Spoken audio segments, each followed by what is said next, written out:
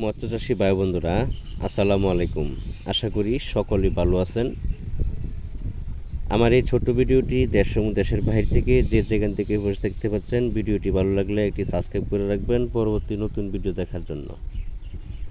আজকে আমি আলোচনা করব 2025 সালের নতুন বছরের গ্রাস কাপ মাছের সম্পর্কে।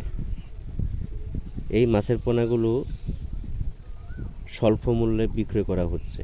দেখেন, প্রতিটা মাছই 19-20 15-20 কোনো মাছ নেই। যে কোনো হ্যাচারি থেকে মাছের পোনা সংগ্রহ করার আগে অবশ্যই এক সাইজের মাছের পোনাগুলো সংগ্রহ করবেন।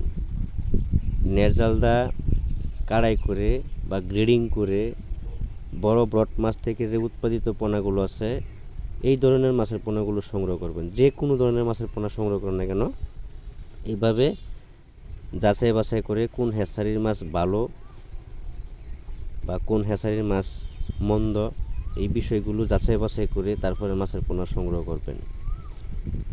আমাদের কাছে সকল প্রকারের মাছের পোনা স্বল্প মূল্যে পাওয়া যাচ্ছে। আমরা সারা বাংলাদেশের ভিতরে যে কোনো জেলায় হোম ডেলিভারির মাধ্যমে মাছগুলো বিক্রয় করে থাকি।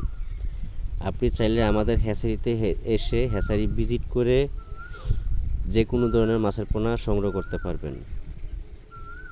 অবশ্যই প্রতারকের হাত থেকে বিরত থাকবেন। এখন বর্তমান বেশি প্রতারকের বা চত্বর একটু বেশি বেড়ে গেছে।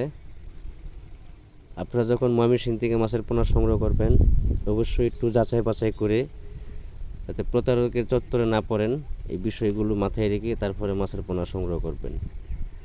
ভালো মন্দ সব দেশেই আছে, তবে একটু যাচাই বাছাই করাটাই সবথেকে বেটার।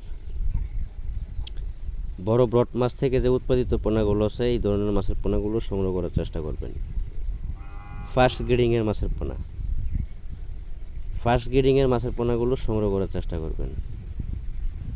আজকে এই পর্যন্তই। সকলে ভালো থাকবেন। আল্লাহ হাফেজ। কথা হবে পরবর্তী ভিডিওতে।